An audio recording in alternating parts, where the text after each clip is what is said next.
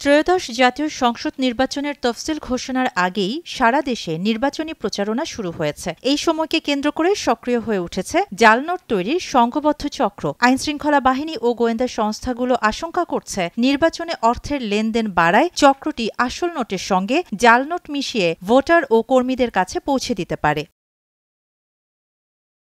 সম্প্রতি চট্টগ্রামের আন্দরকিল্লায় একটি প্রিন্ট কারখানায় অভিযান চালিয়ে ২০ কোটি টাকা সমমূল্যের দেশি বিদেশি জাল নোট উদ্ধার করা হয় এবং ২ সদস্যকে গ্রেপ্তার করা হয়। র্যাব জানায়, চক্রটি শুধু দেশি নয়, বিদেশি মুদ্রাও জাল করছে। এসব নোট দেশের বাজারে ছাড়া ও অনলাইনে বিক্রি করা হতো।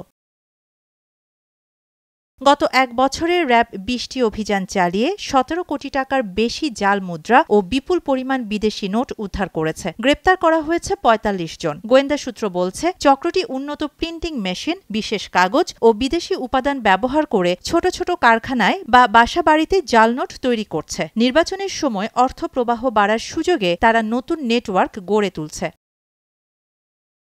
বাংলাদেশ ব্যাংক সতর্কতা জারি করে জনগণকে নোট গ্রহণের সময় নিরাপত্তা বৈশিষ্ট্যগুলো যাচাই এবং বড় লেনদেনে ব্যাংকিং চ্যানেল ব্যবহার করার আহ্বান জানিয়েছে। একই সঙ্গে সন্দেহজনক নোট পেলে 999-এ যোগাযোগের পরামর্শ দিয়েছে। এদিকে বিজিবি সীমান্ত এলাকায় নজরদারি ও জনসচেতনতা কার্যক্রম জোরদার করেছে, যাতে সীমান্ত পথে জাল নোট প্রবেশ ঠেকানো যায়। ঢাকা মেট্রোপলিটন পুলিশও জানিয়েছে, নির্বাচনী সময় ঘিরে গোয়েন্দা নজরদারি বাড়ানো হয়েছে।